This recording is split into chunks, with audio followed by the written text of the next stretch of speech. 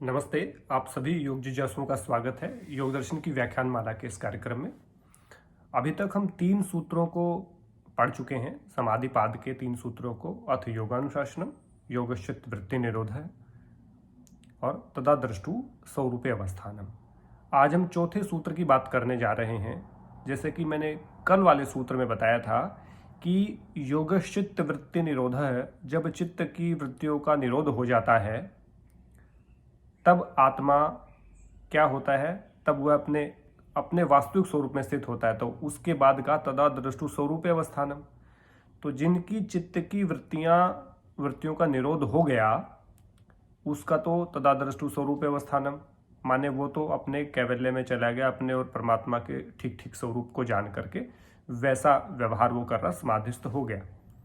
चित्त की वृत्तियों का निरोध होने का फल यानी परिणाम उसको प्राप्त हो गया। अब अगले ही सूत्र में कहा ऋषि पतंजलि ने कि जो ऐसा नहीं कर पाते हैं, माने जिनकी चित्त की वृत्तियों का निरोध नहीं हुआ है, चित्त वृत्ति निरोध नहीं हो पाया जिन लोगों का, वो कैसे व्यवहार करते हैं।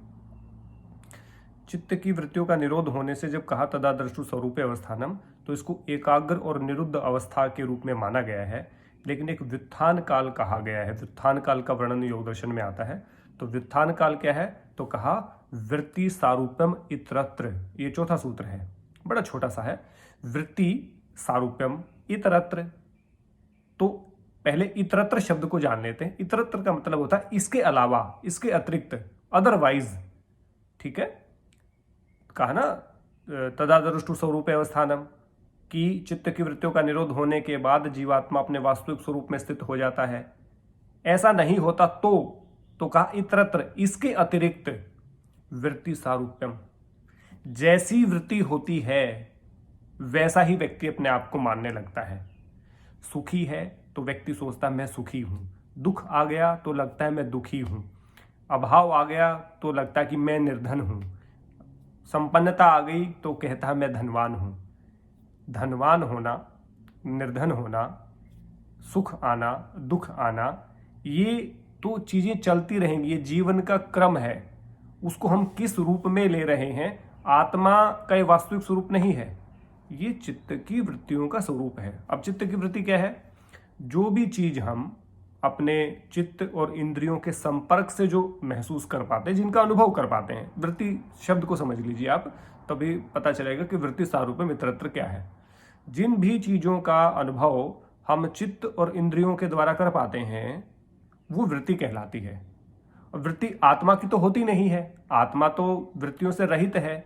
अब चूंकि वो चित्त, आत्मा जो संस्कार है वो चित्त के साथ ट्रेवल कर रहे हैं, तो चित्त में पूर्व जन्म के संस्कार अंतर्निहित हैं, उसमें डूबे हुए हैं। तो वो चित्त उन्हीं के अकॉर्डिंग काम करता है और वैसा ही लगता है कि मैं धार्मिक हूं, मैं इस तरह का हूं। व्यक्ति अच्छा खाना खाता है तो अच्छा खाना खाने से उसको स्वाद आता है, जैसे बहुत स्पाइसी खाने वालों को स्पाइसी खाने में स्वाद आएगा, जो सात्विक भोजन करते हैं उनको मीठा और सुस्निग्ध भोजन करने में स्वाद आएगा। और वो स्वाद को ये सोचें कि मुझे तो आनंद की अनुभूति होगी, तो वो आनंद आत्मा का नहीं है, वो आनंद आपकी इंद्रियों का और चित्त का है। और कोई व्यक्ति आपका अपमान कर रहा है तो आप कहेंगे कि ये तो मेरा अपमान हो गया। वो आपकी आत्मा का अपमान नहीं है, वो आपका इंद्रियों का चित्त का अपमान है, क्योंकि अपमान वहां से सीखा आपने। राग और द्वेष भी चित्त के ही भाग हैं, क्योंकि राग भी आपका चित्त और मन का योगदान होता है और द्वेष भी चित्त और मन से ही आप करते हैं। तो ये हमारा वास्तविक स्वरूप नहीं है। तो तदा द्रष्टु स्वरूप अवस्थानम में तो आत्मा अपने और जीवात्मा और परमात्मा को जान लेता है, लेकिन जब नहीं जान पाता तो वो वृत्ति सारूप्यम इतरत्र, यानी कि जैसी वृत्ति होती है, जैसा अनुभव हो रहा होता है, वैसा ही वो अपने आप को मानने लगता है। किसी ने मेरी मदद करी तो मैंने उसको देवता समझ लिया, किसी ने मेरी मदद नहीं की, किसी ने मुझे नुकसान पहुंचाने की कोशिश की, मैंने उसको असुर समझ लिया। वो मेरा चित्त और मेरी इंद्रियों की धारणा है, वो मेरे चित्त और मेरी इंद्रियों का अनुभव है। उनसे जो वृत्ति जागृत हुई मैं वैसा ही समझने लगता हूं। उदाहरण के तौर पे व्यक्ति अपने बच्चों को, अपनी भूमि को, प्रॉपर्टी को, जमीन को, धन को या ज्वेलरी को क्या समझता है कि ये मेरा है। मेरा नहीं है। क्या जीवात्मा उनको अपने साथ लेकर के आया था? क्या पैदा होते हुए आप भूमि को साथ लेकर के आए थे? क्या पैदा होते हुए आप किसी वस्त्र को साथ लेकर के आए थे? क्या पैदा होते ही आप किसी धन या जो ज्वेलरी को साथ लेकर के आए थे? या पैदा होते ही आप कोई नौकरी को साथ लेकर के आए थे? नहीं, ये बाद में कमाई गई चीजें और ये सांसारिक और क्षण भंगुर चीजें हैं, ये जड़ चीजें हैं सारी की सारी। जमीन यही थी, यही है, यही रहेगी। किसी व्यक्ति को वहम होता है कि मैंने इतना बड़ा प्लॉट खरीद लिया, इतना बड़ा मैंने जमीन का टुकड़ा खरीद लिया और ये मैंने अपनी कमाई से खरीदा है। तो भाई, काइंड योर इन्फॉर्मेशन, तुम्हारे पैदा होने से पहले किसी और का था, उससे पहले किसी और का था, उससे पहले किसी और का था। आज तुम्हारा है, कल किसी और का होगा, आगे किसी और का होगा। ये तो तुमने मलकियत जिसको हम बोलते हैं ना, वो कुछ समय की मलकियत तुम्हारे पास आ गई है, तुमने नहीं खरीदा। ये वहम है हमने कि खरीद लिया। वो जमीन का टुकड़ा वहीं था, वहीं है। आप ही ओनर बदल रहे हैं, बार बार बदल रहे हैं, बार बार बदल रहे हैं। और हजारों वर्षों की बात करें तो ओनर का पता ही नहीं है कि उसके 1000 साल में कितने सारे ओनर उसके चेंज हो गए हैं। तो जमीन को खरीदा नहीं है, मकान को खरीदा नहीं, लेकिन हमें लगता है, और वो हमारी चित्त की वृत्ति के कारण लगता है। हम धनवान हैं तो हमने बड़े से बड़ा आलीशान बंगला, कोठी, गाड़ी हमने खरीद ली, लेकिन वो गाड़ी, ये सारी चीज़ें, ये सांसारिक चीज़ें हैं, विषय भोग की। जीवात्मा का इनसे कोई संबंध नहीं है। जीवात्मा का जो मूल स्वभाव है वो परम आनंद है, और परम आनंद तो परमात्मा के पास है। और परमात्मा के पास पहुंचने का तो एक ही साधन है, जब समाधिस्थ हो जाए और मोक्ष को प्राप्त कर लें। इसलिए साफ साफ कहा गया, वृत्ति सारूपम इतरत्र।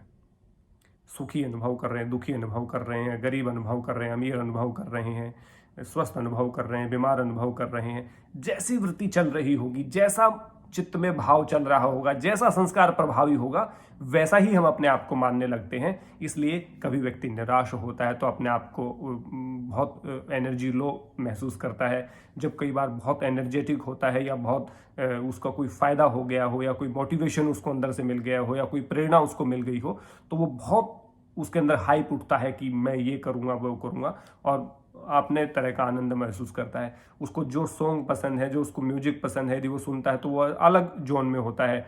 निराशा के सॉन्ग सुनता है तो वो निराशा में चला जाता है उसी टाइम पे, और अपने दूसरे अनुभव को। कोई व्यक्ति अपना दुखड़ा रो रहा है और उस दुखड़े से रिलेटेड उसकी कोई स्मृति पुरानी है, तो वो पुरानी स्मृति में डूब करके खुद भी दुख में हो जाएगा। और यदि कोई व्यक्ति सुख की बात बता रहा है, कोई अपना अच्छा अनुभव बता रहा है, और आपको भी उसके अच्छे अनुभव से रिलेट कर पा रहे हैं, यानी कि स्मृति वृत्ति आपकी भी कोई जागृत हो गई, तो आप अच्छा अनुभव करेंगे, भले ही आप बीमार हैं, भले ही आप गरीब हैं, भले ही आप अभाव में हैं। तो इसलिए ये जो चित्त की वृत्तियां बार बार बदलती रहती हैं, क्योंकि संस्कारों के कारण, स्मृतियों के कारण, अनुभवों के कारण जो होता है, तो व्यक्ति वैसा अपने आप को समझने लगता है। इसलिए व्यक्ति वैसा है नहीं। व्यक्ति का मतलब यहाँ पुरुष से है, पुरुष का मतलब यहाँ आत्मा से है।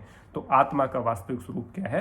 परमात्मा में जाकर के लीन होना, परम सुख में जाना, यानी कि परम जो सत्ता है वो परमात्मा है। इसलिए कहा, जीवात्मा और परमात्मा को ठीक ठीक जानने की योग्यता समाधि के बाद ही व्यक्ति को लगती है। और जब तक समाधिस्थ नहीं होता, तब तक ये तेरा मेरा लगा रहता है। तभी हमारा ध्येय वाक्य है, अयम निजः प्रोवेति गणना लघु चेत साम उदारचरिता नाम तो वसुधैव कुटुंबकम। ये मेरा है, ये तेरा है, ये संकीर्ण मानसिकता, जो छोटा जिनका हृदय होता है वो ये सोचते हैं, और जो विशाल हृदय रखते हैं वो पूरे पृथ्वी को, पूरे विश्व को अपना परिवार मानते हैं। इसलिए वो किसी का अहित नहीं करते, वो सबको अपना मानते हैं। अब देखिए, यदि अपनी खेती, अपना जमीन, अपना प्लॉट, अपना मकान, अपना पुत्र, अपना पिता, अपनी माता, हम इन सबको क्या करते हैं? ये हमारे लिए बहुत विशेष होते हैं। लेकिन दूसरे की माता, दूसरे का पिता, दूसरे की जमीन, दूसरे की प्रॉपर्टी, दूसरे का बच्चा, इसका इससे हमें कोई लेना देना नहीं होता। जिन व्यक्तियों को हम जानते हैं उनके घर में कोई नुकसान होता है तो हमें दुख होता है, हमारे घर में होगा तो और भी ज़्यादा दुख होगा। लेकिन हम जिसको जानते ही नहीं हैं, वो चाहे मरे, चाहे जिए, चाहे बीमार हो, चाहे घाटे में जाए, चाहे कुछ भी हो, हम उससे ज़्यादा इत्तेफाक नहीं रखते। क्यों? क्योंकि ये इत्तेफाक इसलिए नहीं रखते क्योंकि हमारा जो चित्त है उससे संबंध हम उस प्रॉपर्टी से जोड़ पा रहे हैं। हमारे इंद्रियों का संबंध हमारे बच्चों से है, हमारा जो चित्त है उसका संबंध हमारी प्रॉपर्टी से है, तो हमें लगता है कि ये हमारा है। जबकि यदि ब्रॉड माइंड पे देखा जाए, जैसे मैंने कहा अयम निजः प्रोवेति गणना लघु चेतसाम वाली बात, तो यदि विशाल हृदय करके देखेंगे तो पूरे विश्व का जो मनुष्य मात्र या जो जीव मात्र है वो सब के सब हमारे हैं, वो किसी और का नहीं है। ये देश की सीमाएं हमने बांट रखी हैं, ये धर्म की सीमा, ये क्षेत्र की सीमा, ये भाषा की सीमा, ये रंग की सीमा, ये लिंग की सीमा, ये सब हमने क्रिएट की हैं। आत्मा का कोई लिंग नहीं होता, आत्मा में महिला और पुरुष नहीं होता है, आत्मा आत्मा होता है। इसलिए वहाँ कोई डिवीजन नहीं है, ये हमारे लेवल पे डिवीजन है। ये गोरा है, ये काला है, ये हिंदी भाषी है, ये इंग्लिश भाषी है, ये एशिया का है, ये अफ्रीका का है, ये अमेरिका का है, ये यूरोप का है, ये फ्रेंच भाषा बोलता है, ये डच भाषा बोलता है, ये हिंदी भाषा बोलता है, पंजाबी बोलता है, ये उर्दू बोलता है। ये सब हमने डिफरेंसेस जो हैं ये हमने क्रिएट किए हैं, आत्मा के लेवल पे डिफरेंसेस नहीं हैं। इसलिए ये जो डिफरेंसेस जब समाप्त हो जाएंगे, जब हम सबको अपना मानने लगेंगे, यदि आप में कोई भाषा को लेकर के सुपीरियरिटी है कि मेरी भाषा है, मैं भाषा को ही आगे बढ़ाऊं, कोई आप लहे कि मैं इस लिंग से संबंधित हूँ, मैं लिंग को ही, इस लिंग की कोई प्राथमिकता दूंगा, मैं अपने क्षेत्र को प्राथमिकता दूंगा, मैं अपने परिवार को प्राथमिकता दूंगा, या मैं जिस कम्युनिटी से बिलोंग करता हूँ, जिस जाति से मैं बिलोंग करता हूँ, उस जाति को मैं प्राथमिकता दूंगा, तो समझ लीजिए आप समाधि के बिल्कुल भी निकट नहीं हैं, आप समाधि के आसपास भी नहीं हैं। इसलिए आप उस स्टेज में हैं जिसमें कहा वृत्ति सारूपम इतरत्र, और दुनिया सबसे ज़्यादा इसी सूत्र के आसपास घूम रही है, वृत्ति सारूपम इतरत्र, कि जैसे जिसकी वृत्ति है, जैसा जिसको लाभ मिल रहा है, जैसा जिसका स्वार्थ पूरा हो रहा है, वो बस उसी तक सीमित है। आप किसी भी व्यक्ति को जा करके देख लीजिए, खुद को विक्टिम समझता है, और भले ही बड़े से बड़ा अपराधी हो, वो भी कहता है मैंने ठीक किया, मैं अपनी जाति के लिए काम कर रहा था, मैं अपने देश के लिए काम कर रहा था, मैं अपने समाज के लिए काम कर रहा था, मैं अपनी भाषा के लिए काम कर रहा था, मैं अपने जो हमारा लिंग है उसके लिए मैं काम कर रहा था। तो वो अनेकों उदाहरण, अपनी जस्टिफिकेशन, इसको हम एक्सक्यूजेज कहते हैं, तो एक्सक्यूज वो दे देगा। तो वो एक्सक्यूज यहाँ इस समाज में तो एक्सेप्टेबल हो सकते हैं एक लिमिटेड एरिया में, जाति का एक्सक्यूज जाति तक सीमित है, धर्म का एक्सक्यूज धर्म तक सीमित है, ऐसे ही भाषा का जो एक्सक्यूज है वो भाषा तक सीमित है, ये जेंडर का जो आप एक्सक्यूज देंगे वो जेंडर तक सीमित है। लेकिन जब वर्ल्ड वाइड आप जाएंगे, जब पूरे विश्व को आप अपना परिवार समझेंगे, तब जाकर के आपको पता चलेगा कि सभी मेरे भाई बहन बंधु हैं, सभी मेरे सगे हैं, सभी मेरे रिश्तेदार हैं, और सभी का मेरे से लेना देना है, वो चाहे किसी रंग जाति रूप विशेष, क्षेत्र विशेष, धर्म विशेष को से संबंधित हो, आपको कतई फर्क नहीं पड़ता। इसलिए योग यूनिवर्सल है। इसलिए योग दर्शन में किसी जाति की बात, किसी पंथ की बात, किसी संप्रदाय की बात, किसी बोली की किसी भाषा की बात कभी कोई मेंशन नहीं किया, कोई रिस्ट्रिक्शन नहीं लगाया कि ऐसा करोगे यही जरूरी है, इसी तरह का काम आपको करना है, इसी वर्ग विशेष के लोगों को मिलेगा, भारत के लोग ही योग में आगे बढ़ सकते हैं, या हिंदी भाषी या संस्कृत भाषी लोग ही योग में आगे बढ़ सकते हैं। ऐसी कोई बाउंडेशन, कोई बाउंड्रीज क्रिएट नहीं की हमारे ऋषि पतंजलि जी ने। तो इसलिए भी मैं कहता हूँ योग का दर्शन मानव मात्र का दर्शन है, पूरे ब्रह्मांड का दर्शन है। ये केवल भारत का दर्शन नहीं है, केवल हिंदू धर्म का दर्शन नहीं है, केवल वैदिक सनातन का दर्शन नहीं है। इसलिए योग को समझने की आवश्यकता है, और इसलिए आवश्यकता है, इस सूत्र पे इसलिए मैं जोर दे रहा हूं कि ज़्यादा से ज़्यादा लोग, सबसे मैक्सिमम जो क्वालिटी है वो इसी सूत्र के आसपास हम घूम रहे हैं। वृत्ति सारूपम इतरत्र, जैसी वृत्ति है वैसा ही हो रहा है, मेरे हित में मैं आंदोलन कर रहा हूँ, उसको मैं जस्टिफाई कर रहा हूँ, चाहे मैं अनएथिकल कर रहा हूँ काम। यदि दूसरा कोई व्यक्ति प्रोटेस्ट कर रहा है और वो एथिकल भी कर रहा, तो मुझे लग रहा है कि अनएथिकल काम कर रहा है, ठीक नहीं कर रहा, इसको नहीं बोलना चाहिए, इसको ज़रूरत क्या है। तो हर व्यक्ति को केवल अपने मुद्दे की पड़ी है, अपनी जाति की पड़ी है, अपने धर्म की पड़ी है, अपने भाषा की पड़ी है, अपने क्षेत्र की पड़ी है। तो जब तक क्षेत्रवाद, भाषावाद, ये सब सारी चीज़ें खत्म नहीं होंगी, और जब तक हम पूरे मानव मात्र को अपना नहीं समझेंगे, तो इसलिए कहा कि जैसे आर्य समाज का एक नियम भी है कि व्यक्ति को केवल अपनी उन्नति में संतुष्ट न रह के, बल्कि सबकी उन्नति में अपनी उन्नति समझनी चाहिए, तब जाकर के समाज का भला होगा। यदि आप अपनी ही उन्नति करेंगे, अपने ही समाज की उन्नति करेंगे, अपने धर्म की, अपनी जाति की, बहुत सारे लोग हैं संकीर्ण मानसिकता के, केवल एक जाति विशेष का कोई नेता है, कोई एक धर्म विशेष का कोई लीडर बन गया है, कोई एक भाषा को लेकर के ही आगे बढ़ रहा है कि यही भाषा है। तो मैं कह रहा हूं कि वो संकीर्णता है, कहीं ना कहीं वो बहुत बड़े लेवल की संकीर्णता हो सकती है, छोटे लेवल की संकीर्णता हो सकती है, लेकिन है संकीर्णता। जब तक आप मनुष्य मात्र के कल्याण के लिए कार्य नहीं कर रहे, मानव मात्र के कल्याण के लिए कार्य नहीं कर रहे, तो आपका योग सिद्ध नहीं हो सकता।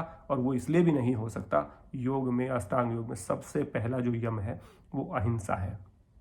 अहिंसा का अर्थ है अकारण किसी भी प्राणी मात्र को कष्ट न पहुंचाना, तकलीफ न देना। जिस दर्शन का पहला अंग ही ऐसा हो कि किसी भी प्राणी मात्र को, पक्षी है, पशु है, मनुष्य है, कोई भी है वहां पे, और उसको कहा जाति देश काल समय अनवच्छिन्ना सार्वभौमा महाव्रत है। ये देश जाति काल की सीमा से रहित हैं। ये नहीं कि इस जाति का या इस वर्ग का, तो पशु पक्षी सब पर ये जो यम है वो लागू होता है। तो अहिंसा का जो बात है, आगे आने वाले बात में उसको, अहिंसा को भी हम बहुत सारे अच्छी तरह से उसको एक्सप्लेन करेंगे। तो इसलिए यदि आपको संकीर्णता से बाहर निकलना, तो योग ही एक उसका मार्ग है जो अच्छा मार्ग है। और योग मार्ग किसी का अहित करता ही नहीं है, सबके उन्नति के लिए काम करता है। सबकी जो कहते हैं ना, सर्वे भवन्तु सुखिनः सर्वे सन्तु निरामयः सर्वे भद्राणि पश्यन्तु मा कश्चित् दुःख भाग् भवेत्। तो सबके हित का काम करने के लिए, सबके कल्याण का काम करने के लिए योग कार्य करता है। लेक्चर थोड़ा सा बड़ा हो गया है, सूत्र बहुत छोटा था, लेकिन समझाने के लिए, व्याख्या के लिए हमें जरूरी था। तो इसलिए हम वृत्तियों के अनुसार ही हम वर्तते हैं। और जब तक इन इंद्रियों से और चित्त से जो हमारी जो वृत्ति बनी है, उस वृत्ति से जब तक बाहर नहीं निकलेंगे, उन वृत्तियों का निरोध नहीं करेंगे, तब तक आत्मा को नहीं जान पाएंगे, तब तक मिक्सअप होता रहेगा। तो उस मिक्सअप में आप मिक्सअप ही रहेगा सारी चीज़ें। तो इसलिए आशा करता हूँ कम शब्दों में ज़्यादा से ज़्यादा समझाने का प्रयास किया है। आशा करता हूँ आपको वृत्ति सारूप्यम इतरत्र योग दर्शन समाधिपाद का चौथा सूत्र समझ में आया होगा। आपका कोई कमेंट है, आपको अच्छा लगा, नहीं लगा, कोई आपको उदाहरण समझ में नहीं आया हो, या अच्छा लगा हो, या और समझना हो, तो आप मुझे कमेंट कर सकते हैं। आप सब लोगों का बहुत बहुत धन्यवाद। जय हिंद, जय भारत, सबको नमस्ते।